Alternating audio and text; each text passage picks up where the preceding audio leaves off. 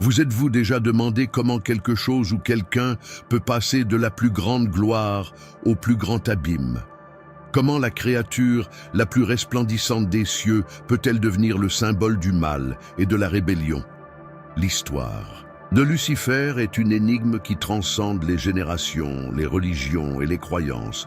Une histoire pleine de pouvoir, d'ambition et de chute. Comprenons-nous le vrai sens de ce récit? Qui était-il avant sa chute?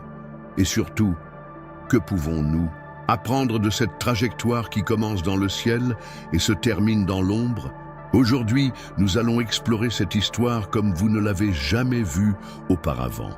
De la splendeur céleste à la damnation éternelle, chaque détail du voyage de Lucifer sera révélé, montrant non seulement un ange déchu, mais aussi un profond reflet des choix et des conséquences qui peuvent façonner même les êtres les plus glorieux. Êtes-vous prêt à comprendre ce qui s'est réellement passé? Lucifer, avant sa chute, était connu comme l'un des anges les plus beaux et les plus puissants créés par Dieu.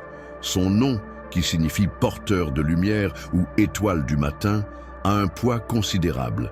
Il était considéré comme le reflet de la gloire divine, doté d'une beauté indescriptible et d'une intelligence incomparable. Lucifer n'était pas simplement un ange parmi d'autres. Il occupait une position unique au ciel, décrite dans les textes sacrés comme extrêmement élevé, proche du trône même de Dieu. Mais qui était-il exactement avant sa chute? Selon la tradition biblique, Lucifer était un chérubin, l'un des ordres les plus élevés parmi les anges. Il était responsable de garder et de protéger le trône de Dieu.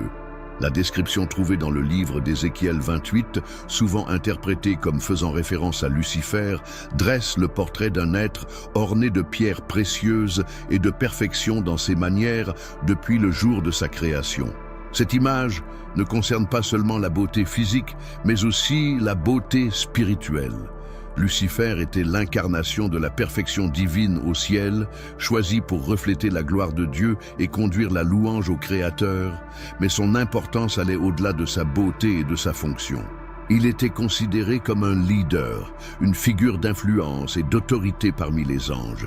De nombreuses traditions spirituelles et théologiques suggèrent qu'il commandait des chœurs angéliques, les dirigeant dans l'adoration de Dieu. Cela faisait de lui un médiateur entre les cieux et le Créateur, une position qui exigeait non seulement la perfection, mais aussi une humilité et une obéissance totale. Le rôle de Lucifer en tant que porteur de lumière était profond. Il a illuminé le ciel non seulement par son apparence, mais aussi par son objectif. Chacun de ses mouvements, chaque acte de service était un témoignage de la grandeur divine. Le ciel était essentiellement un lieu d'harmonie absolue, où chaque être accomplissait sa fonction en totale synchronisation avec la volonté de Dieu. Et Lucifer était un acteur central de ce système. Il était un exemple vivant de la création divine dans sa forme la plus glorieuse. Cependant, il est important de comprendre que Lucifer n'était pas un robot programmé pour suivre aveuglément les ordres. Comme tous les anges, il avait le libre arbitre. C'est un aspect crucial de son histoire. Dieu a créé des anges dotés de la capacité de choisir, car le véritable culte et le véritable amour ne peuvent exister que lorsqu'il y a la liberté. Lucifer avait la capacité de choisir de servir Dieu ou non, comme tout être céleste ou humain. Et au départ, il a choisi de servir. Il l'a fait avec perfection, joie et un profond sens du but. Certains érudits spirituels suggèrent que Lucifer avait également accès à des mystères divins que les autres anges ne connaissaient pas. Cela renforce l'idée qu'il était hautement digne de confiance et aimé de Dieu. Sa place au ciel était spéciale et sa responsabilité reflétait la confiance que Dieu avait en lui. Mais pourquoi Dieu aurait-il créé un être si puissant, si beau et si libre, sachant qu'il pouvait se rebeller? C'est une question qui intrigue les théologiens et les érudits depuis des siècles. Certains soutiennent que la création de Lucifer reflète l'amour et la justice de Dieu. L'amour de Dieu est si grand qu'il a donné même à ses êtres les plus élevés la liberté de choisir. Sans cette liberté, le culte de Lucifer et des autres anges n'aurait aucune vraie valeur. Un autre point intéressant est la façon dont Lucifer se rapportait aux autres anges. Il était considéré comme un leader, quelqu'un que les autres anges admiraient avec admiration. Son influence était indéniable. Beaucoup pensent que son leadership était marqué par une autorité calme, un trait qui a probablement contribué aux événements qui ont suivi. Sa position le plaçait en contact direct avec le plan divin, faisant de lui l'un des anges les plus éclairés en termes de connaissance et de sagesse. L'histoire de Lucifer en tant qu'ange de lumière nous offre un aperçu d'un être créé à la perfection et plein de sens. Son origine ne vient pas des ténèbres ou du mal, mais de la lumière et de la beauté. Il était la preuve vivante que Dieu crée toutes choses dans la bonté et la splendeur. Mais en même temps, son histoire nous rappelle également que même les plus exaltés peuvent tomber s'ils ne restent pas humbles et obéissants. Ainsi, lorsque nous regardons Lucifer avant sa chute, nous voyons un reflet de la gloire divine, un être créé pour être l'étoile du matin, un témoin vivant de la perfection de Dieu. Mais, comme nous le verrons dans les prochains chapitres, sa liberté de choix l'a conduit sur un chemin qui allait changer non seulement son destin, mais aussi le cours de toute la création.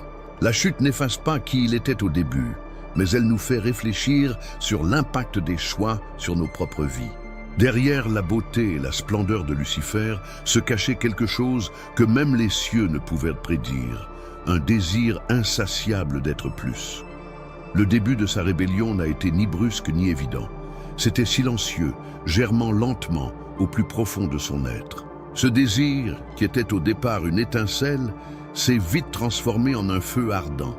Mais comment et pourquoi Lucifer, le porteur de lumière, a-t-il développé cette ambition d'être plus grand que le Créateur? L'origine de ce désir trouve ses racines dans la position exaltée qu'il occupait. Étant l'un des anges les plus proches de Dieu, Lucifer avait accès à des gloires et des mystères célestes que d'autres n'avaient pas. Il contemplait chaque jour la grandeur du Créateur, mais à un moment donné, sa perception a commencé à changer. Au lieu de simplement adorer Dieu, Lucifer a commencé à se demander pourquoi lui, si magnifique et si parfait, ne pouvait pas également être un objet d'adoration. Textes sacrés et interprétations spirituelles suggèrent que ce désir est né d'une comparaison interne. Lucifer se regarda et vit une perfection qui, à ses yeux, rivalisait avec celle de Dieu. Il était beau, sage, et avait une immense influence parmi les anges. Cette perception déformée l'a amené à croire qu'il méritait plus que le poste qu'il occupait. Il ne suffisait pas d'être le reflet de la gloire divine, il voulait être la source de cette gloire. Cette transformation intérieure s'accompagne de réflexions de plus en plus audacieuses. Lucifer commença à imaginer un royaume où il serait souverain, un trône au-dessus du trône de Dieu. Dans le livre d'Isaïe 14, texte souvent associé à Lucifer, il dit « Je monterai au ciel, j'élèverai mon trône au-dessus des étoiles de Dieu ».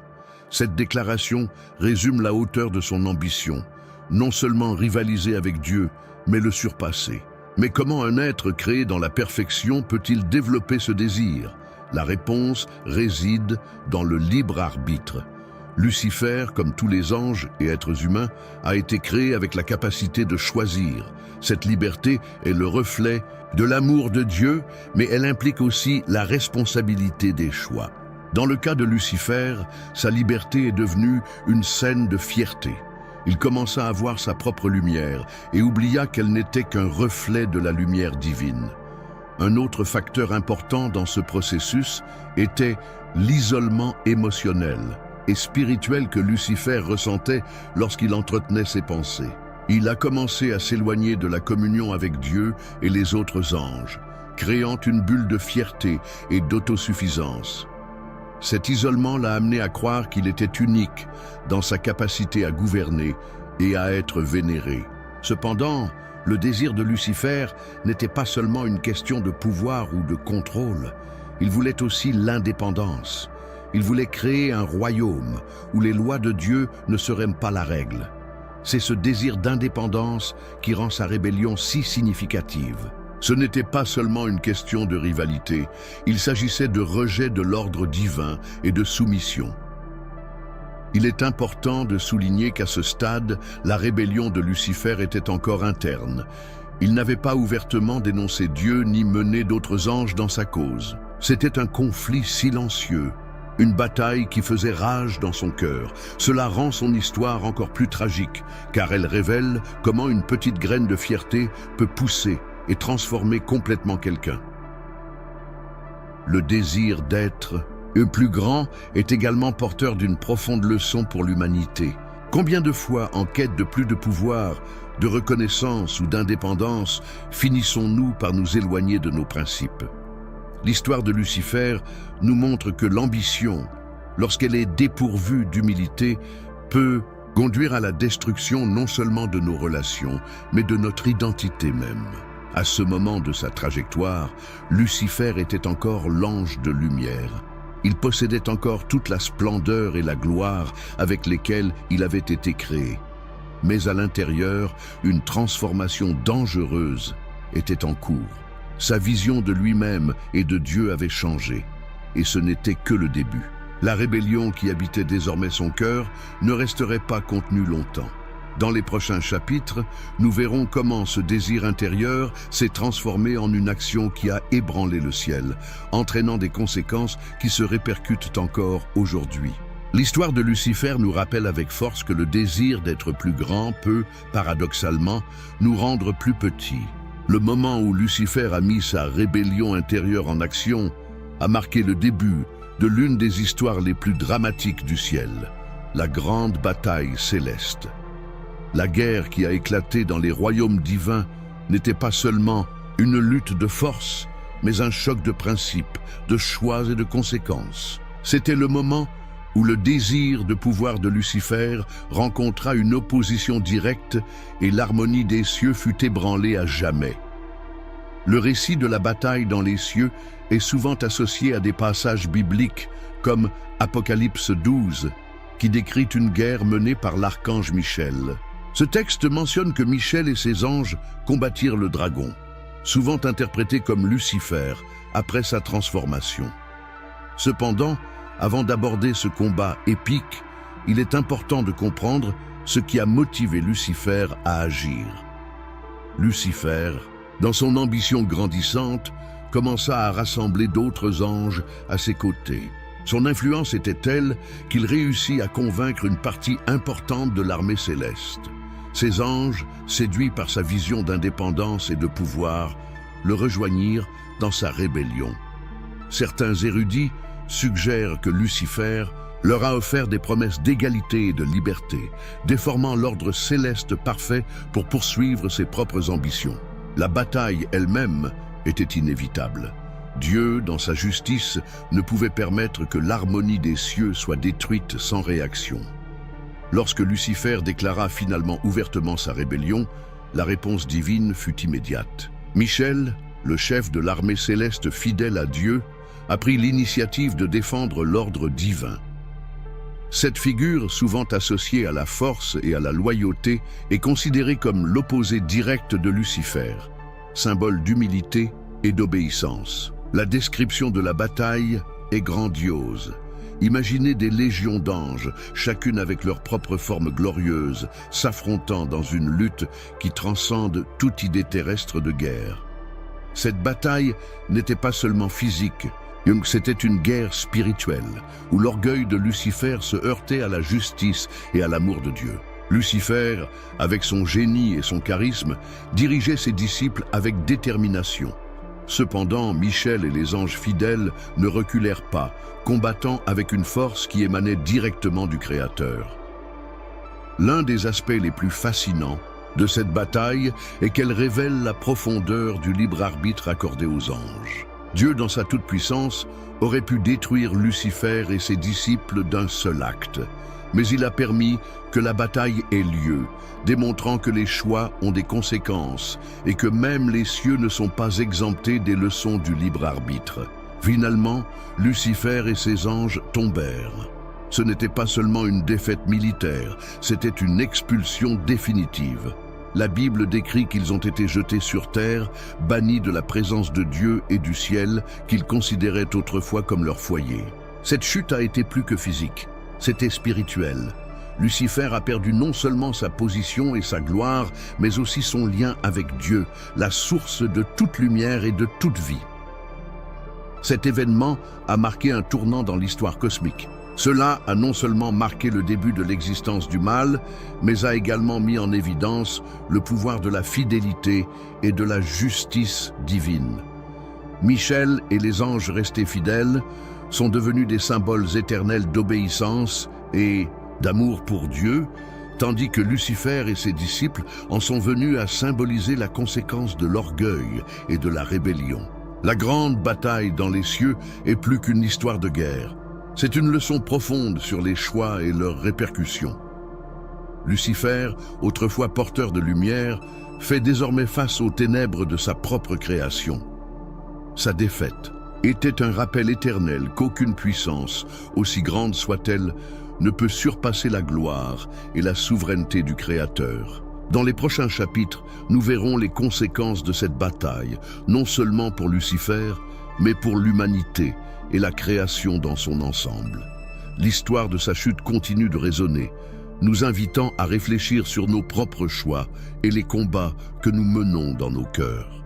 La chute de Lucifer fut un événement qui changea à jamais l'ordre du cosmos. Un être qui habitait autrefois les cieux, orné de lumière et de gloire, s'est retrouvé chassé de la présence divine, banni dans un lieu d'obscurité et de séparation. Le moment de la chute n'était pas seulement une conséquence de ses actes, c'était le point culminant de son ambition et du conflit qu'il avait lui-même initié.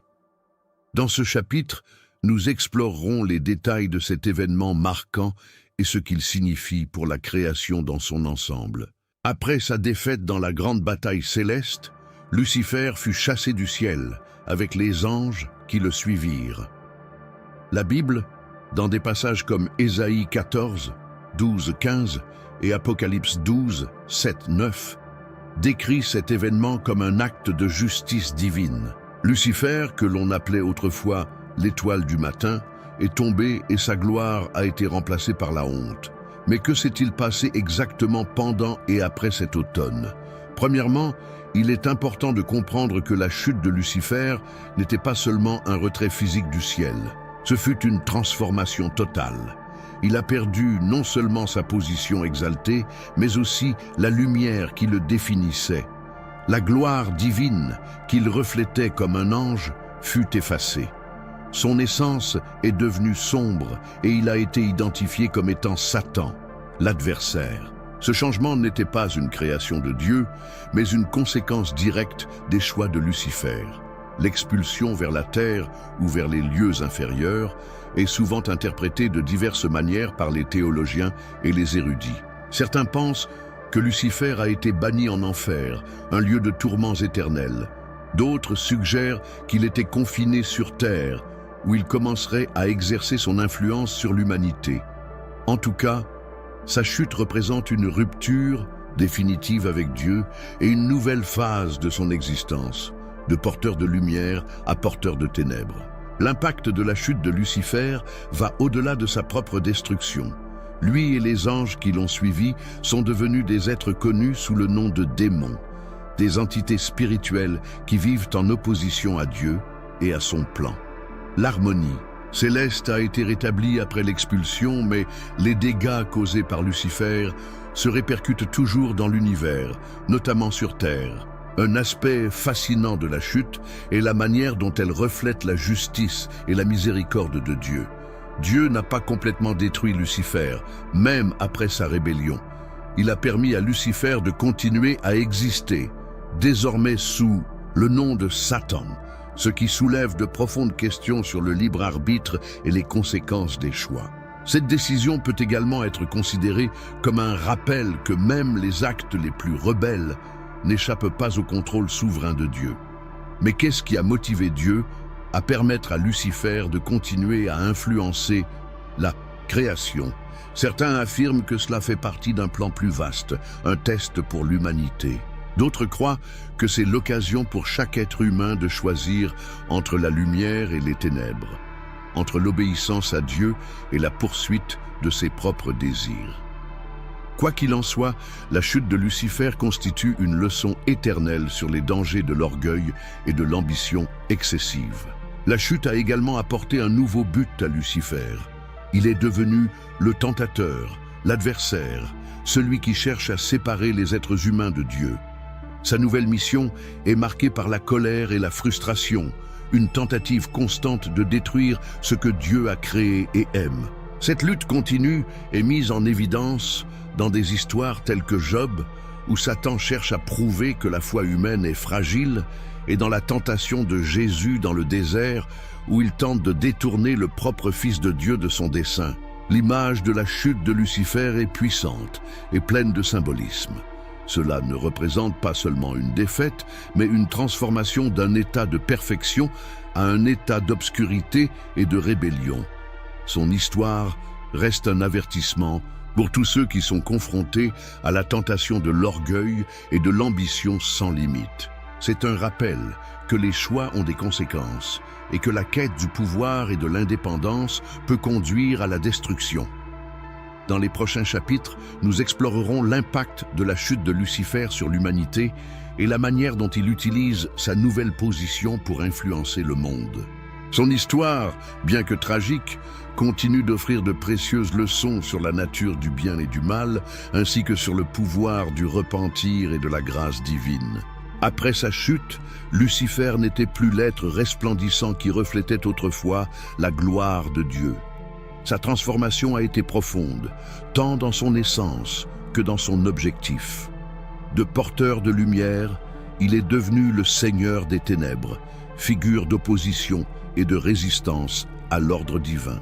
Ce changement ne s'est pas produit uniquement à cause de la chute elle-même, mais également à cause des choix et des attitudes qu'il a adoptées lorsqu'il a adopté sa nouvelle identité. Ici, nous explorerons comment Lucifer s'est transformé en Satan et les implications de cette transition pour le monde spirituel et l'humanité. La première transformation de Lucifer était spirituelle. Le lien direct avec Dieu a été rompu et la lumière qu'il reflétait a été remplacée par de profondes ténèbres. Il est devenu un être des ténèbres, non seulement en apparence, mais en substance. Cette nouvelle identité en tant que Satan n'était pas une création divine, mais le résultat de sa propre rébellion et aliénation. Le nom Satan, qui signifie adversaire ou accusateur, reflète parfaitement le rôle qu'il commence à jouer. En plus de la perte de la gloire divine, Lucifer commença à expérimenter quelque chose qu'il n'avait jamais ressenti auparavant, la séparation d'avec Dieu. Cette séparation a apporté de la douleur, de la colère et un désir incessant de vengeance. Il n'était pas seulement un ange déchu, il était désormais un ennemi actif, cherchant à détruire tout ce qui était cher à Dieu. Cette transformation intérieure façonne sa nouvelle mission qui est de s'opposer au dessein divin à tous les niveaux. L'apparence de Lucifer a également été modifiée. Les descriptions de Satan dans la tradition religieuse le représentent souvent de manière symbolique, avec des caractéristiques qui reflètent sa nouvelle nature sombre. Ses ailes, autrefois brillantes, devinrent sombres et brisées. Sa silhouette porte le poids de sa rébellion, une apparition qui symbolise à la fois sa défaite et sa résistance. Cette transformation visuelle est le reflet de son âme, un être qui a choisi l'obscurité plutôt que la lumière. Une fois sa transformation terminée, Lucifer a commencé à assumer un nouveau but. Il est devenu le tentateur, celui qui cherche à éloigner l'humanité de Dieu. L'histoire d'Adam et Ève dans le Jardin d'Éden est un exemple classique de sa nouvelle fonction. Satan, sous la forme d'un serpent, a trompé Ève pour qu'elle désobéisse à Dieu, introduisant ainsi le péché dans le monde. Cet acte marque le début de son influence directe sur l'humanité. Mais la transformation de Lucifer ne se limite pas au rôle de tentateur. Il est également devenu l'accusateur, comme le montre l'histoire de Job. Satan a remis en question la fidélité de Job envers Dieu, essayant de prouver que la foi humaine était superficielle et conditionnée par des bénédictions matérielles. Ce rôle d'accusateur met en évidence son intention de saper la relation entre Dieu et l'humanité. Un autre aspect important de sa transformation fut son organisation dans le monde spirituel. Lucifer n'est pas tombé seul. Il fut suivi par d'autres anges qui se rebellèrent. Ces êtres déchus sont devenus ses alliés, formant un royaume parallèle à celui de Dieu. Cette hiérarchie démoniaque a commencé à agir sous sa direction, dans le but de promouvoir le chaos et la destruction. La transformation de Lucifer a également eu un impact profond sur la perception du mal par l'humanité. Il en est venu à être considéré comme la personnification du mal, à l'opposé de tout ce qui est bon et divin. Sa silhouette est devenue un symbole du danger de l'orgueil et de l'ambition excessive, un rappel que même les êtres les plus glorieux peuvent tomber. Cependant, il est important de noter que même dans sa transformation, Lucifer n'est pas l'égal de Dieu. C'est une créature limitée en pouvoir et en autorité.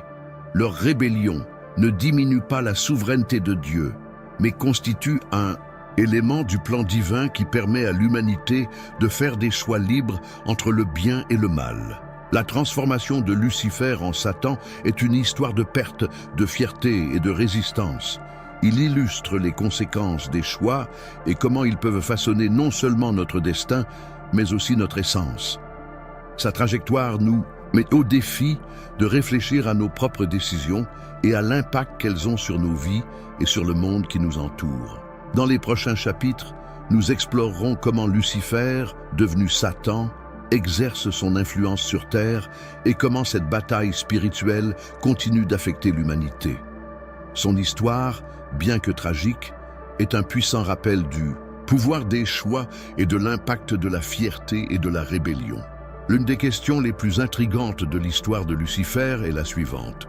Pourquoi Dieu, étant omnipotent et omniscient, lui a-t-il permis de choisir la rébellion?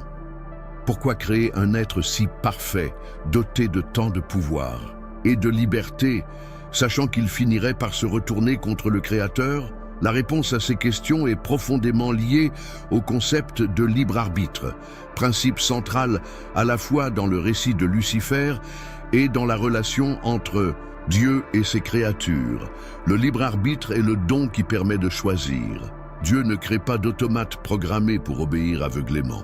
Il crée des êtres capables d'aimer, de servir et de choisir par eux-mêmes. Cette liberté est essentielle, car le véritable amour ne peut exister que là où il y a un choix. Pour que Lucifer puisse refléter la gloire de Dieu dans sa plénitude, il devait être libre. Cette liberté implique cependant la responsabilité des choix et de leurs conséquences. Lucifer a été créé avec le potentiel maximum de perfection. Il avait de l'intelligence, de la beauté et une position unique au paradis.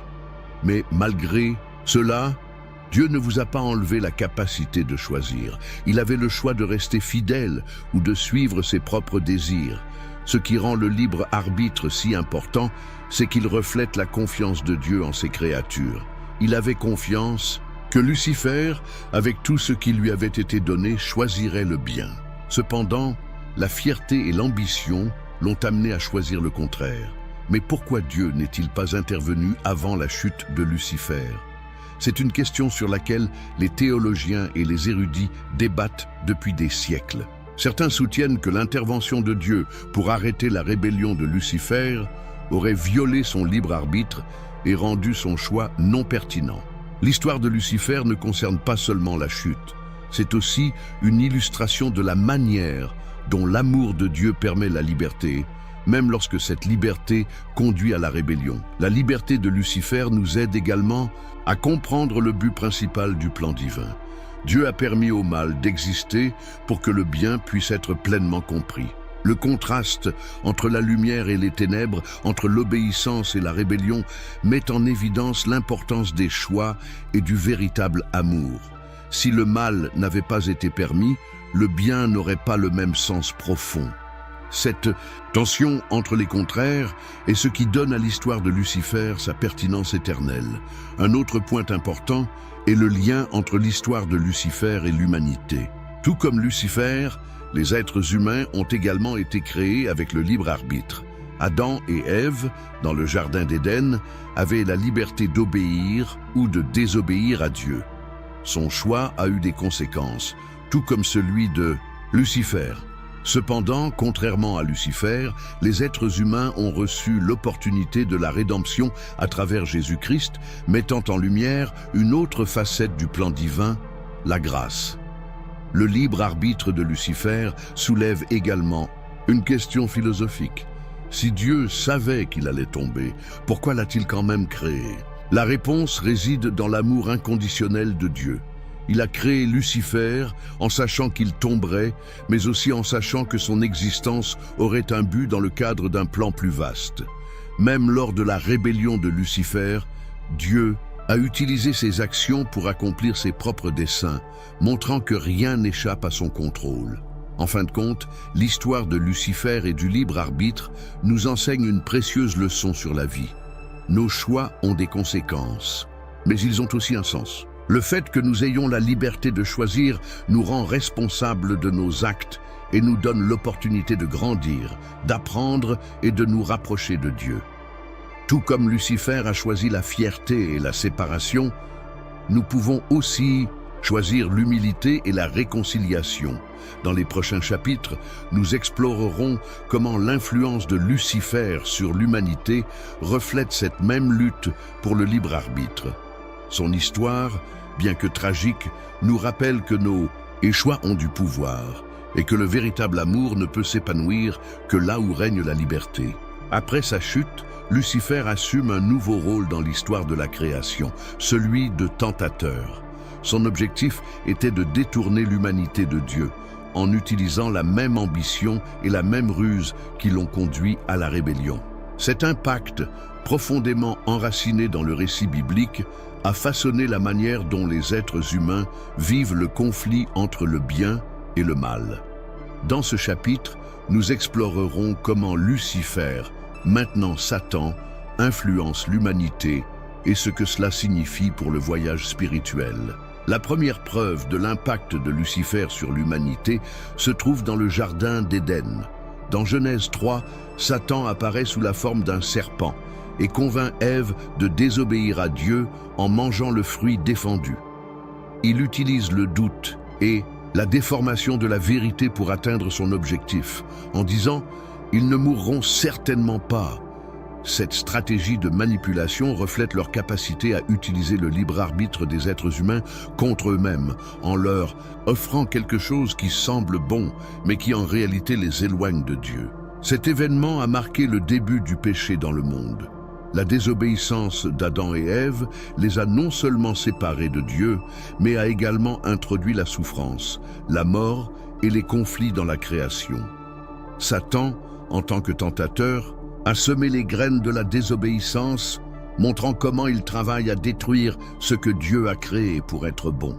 Il ne peut forcer personne à pécher, mais son influence consiste à présenter des choix séduisants qui défient les commandements divins. Le rôle de tentateur de Lucifer ne se limite pas aux moments historiques, mais se poursuit encore aujourd'hui. Il agit dans le domaine spirituel, plaçant les doutes, les peurs et les désirs dans le cœur des gens. La tentation ne concerne pas seulement les gros péchés visibles, mais aussi les petites décisions quotidiennes qui, avec le temps, nous éloignent de Dieu. Votre talent consiste à rendre le mal attrayant et le bien oppressant ou difficile.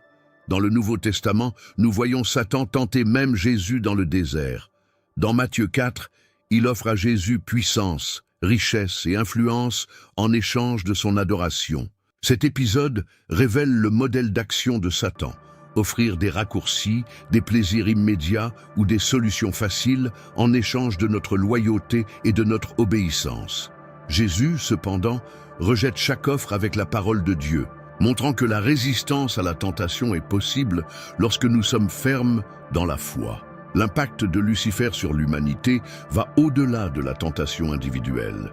Cela vise également à créer des systèmes et des structures qui perpétuent le mal à grande échelle. Les guerres, les injustices, l'oppression et les inégalités sont souvent considérés comme le reflet de leur influence sur le monde. Ces systèmes ne sont pas seulement le résultat d'une nature humaine déchue, mais aussi d'une bataille spirituelle permanente dans laquelle Satan tente de détourner des sociétés entières des valeurs divines. Cependant, il est important de souligner que Satan n'est pas tout-puissant. Il est une créature limitée, subordonnée à la souveraineté de Dieu. Dans le livre de Job, par exemple, nous voyons qu'il a besoin de la permission divine pour tester Job. Cela montre que, bien qu'il ait de l'influence, il n'agit pas en dehors des limites permises par Dieu. Cette vérité nous rappelle que malgré les tentations et les difficultés, Dieu est toujours aux commandes. L'influence de Lucifer sur l'humanité nous enseigne également la responsabilité. Même s'il agit comme un tentateur, le choix final nous appartient toujours. Dieu nous a donné la capacité de résister aux tentations et de rechercher son aide dans les combats spirituels. Des passages comme 1 Corinthiens 10, 13 nous assurent que nous ne serons jamais confrontés à des tentations au-delà de ce que nous pouvons supporter et qu'il y aura toujours une issue. Le rôle de Lucifer en tant que tentateur n'est pas seulement un récit d'opposition, c'est aussi une opportunité de croissance spirituelle. Chaque tentation est une chance de choisir Dieu et de renforcer notre foi. Tout comme Jésus a vaincu la tentation dans le désert, nous sommes également appelés à résister en faisant confiance à la puissance divine. Dans les prochains chapitres, nous explorerons comment l'influence de Lucifer s'est manifestée dans la culture et la spiritualité au fil des siècles, montrant que son histoire est plus qu'une histoire de chute et de destruction. C'est une lutte permanente qui met l'humanité au défi de choisir entre la lumière et les ténèbres, l'obéissance et la rébellion. La figure de Lucifer a transcendé les pages de la Bible pour devenir l'un des personnages les plus reconnus et réinterprétés dans différentes cultures, religions et formes d'expression artistique. Des textes religieux à la littérature, en passant par le cinéma et la philosophie, son image a évolué et s'est redéfinie d'innombrables façons. Dans ce chapitre, nous explorerons comment Lucifer s'est manifesté dans la culture et la spiritualité au fil des siècles, révélant les nombreuses façons dont son histoire a influencé et façonné la vision de l'humanité sur le bien, le mal et la liberté. Dans la théologie chrétienne traditionnelle, Lucifer est souvent associé à la rébellion et au mal absolu, mais cette perspective n'a pas toujours été universelle. Dans le contexte de la spiritualité ésotérique, par exemple, Lucifer est parfois considéré comme un symbole d'illumination et de questionnement. Certains courants ésotériques interprètent sa chute comme une métaphore de la recherche de la connaissance et de la liberté individuelle, même si cette vision est controversée et éloignée du christianisme orthodoxe. En littérature, Lucifer joue des rôles fascinants et multiformes. Dans Paradis perdu, de John Milton, il est dépeint comme une figure tragique, puissante et complexe, au discours qui mêle fierté, douleur et résilience. La célèbre phrase « Mieux vaut régner en enfer que servir au paradis » est devenue emblématique de sa position provocatrice et autonome. Cette œuvre a profondément influencé la perception de Lucifer en tant que personnage non seulement maléfique, mais également digne d'une analyse psychologique et philosophique. Dans le cinéma et la culture populaire, Lucifer revêt souvent des formes séduisantes et intrigantes. Les films, séries et musiques le présentent souvent comme un personnage charismatique, persuasif et attachant.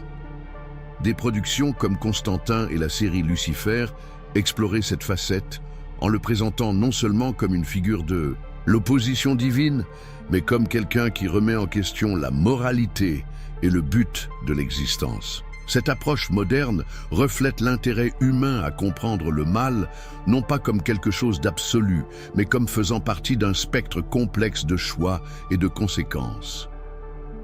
Lucifer a également une pertinence dans d'autres traditions religieuses et culturelles. Dans la mythologie grecque, certains personnages comme Prométhée sont comparés à Lucifer pour sa rébellion contre les dieux et son désir de profiter à l'humanité, même au prix d'un coût personnel élevé.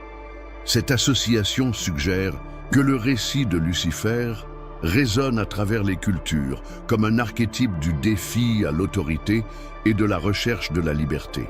Cependant, il est important de noter que même dans des interprétations plus symboliques, Lucifer reste le reflet des choix et des conséquences humains. Il représente le dilemme entre obéir à un ordre établi et rechercher l'autonomie à tout prix. Cette dualité fait de lui l'un des personnages les plus fascinants et controversés de l'histoire spirituelle et culturelle. Un autre aspect pertinent est la manière dont Lucifer est utilisé pour aborder des questions philosophiques. Des philosophes tels que Nietzsche ont exploré des idées liées à la rébellion et à la transgression, faisant souvent écho à des thèmes associés à la figure de Lucifer. Ces réflexions alimentent les discussions sur la moralité, le pouvoir et le sens de la liberté.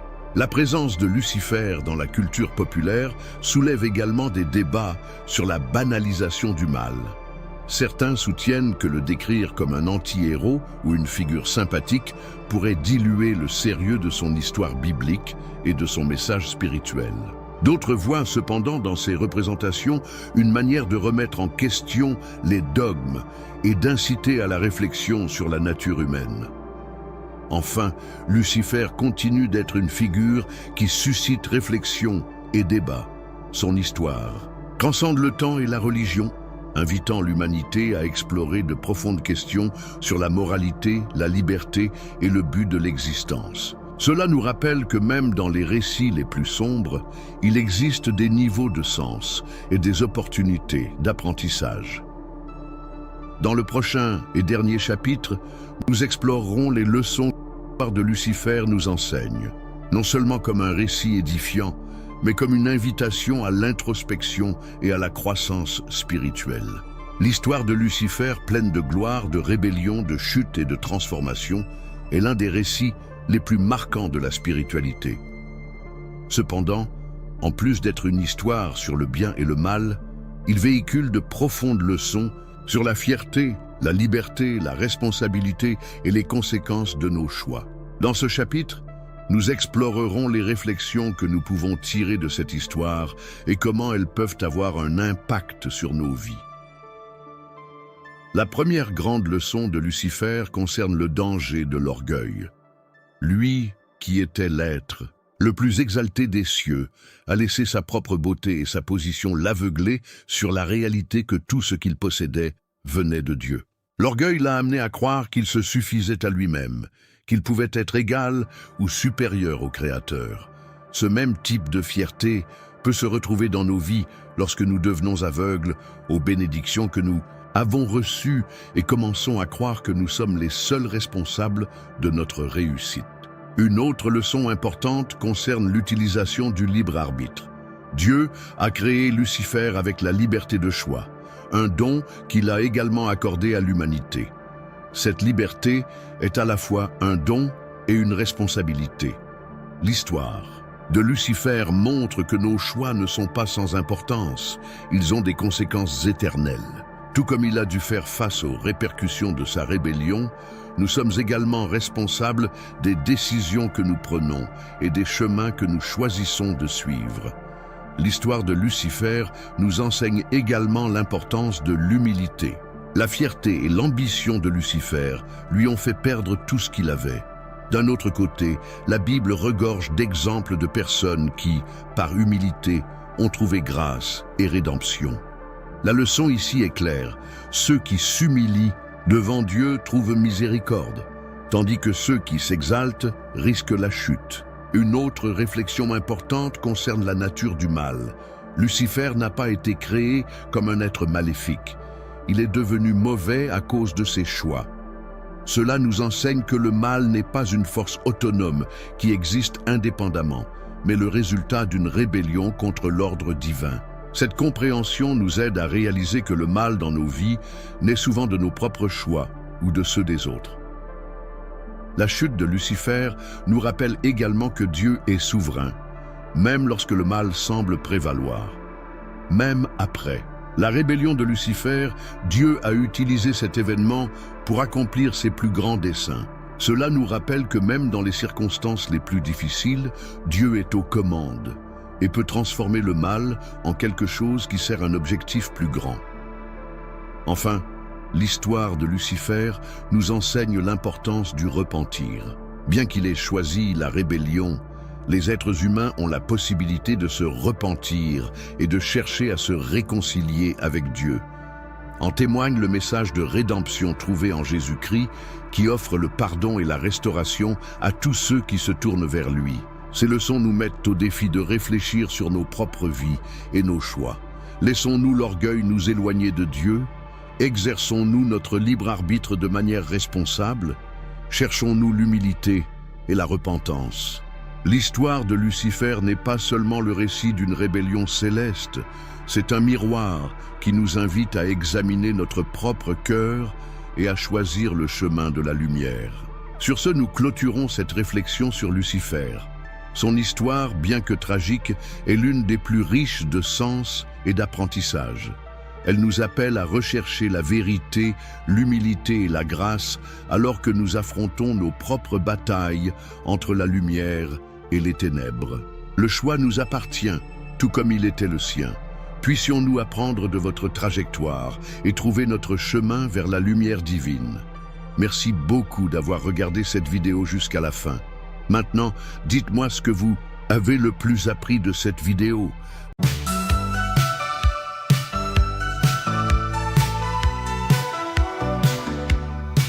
Les justes en attente, à cela qui attend la vie. L'espoir est leur manteau, Yahvé les conduit. Dans le désert aride, les cœurs braves et purs. Quand un chant solide, Yahvé rend nos sûrs.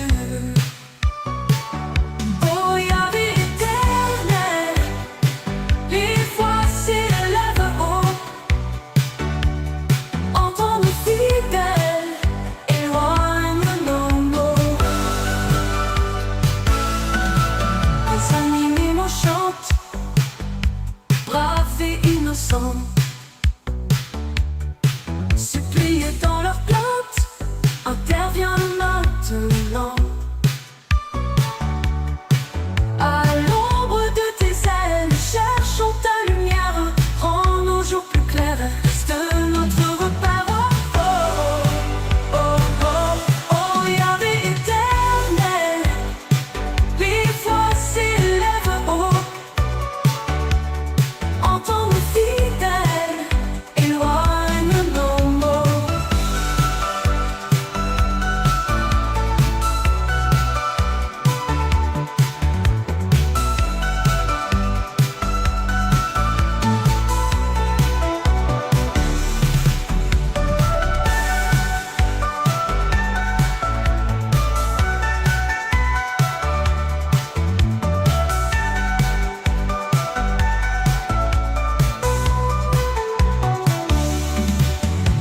À l'ombre de tes ailes, nous cherchons ta lumière, rends nos jours plus clairs, reste notre repère.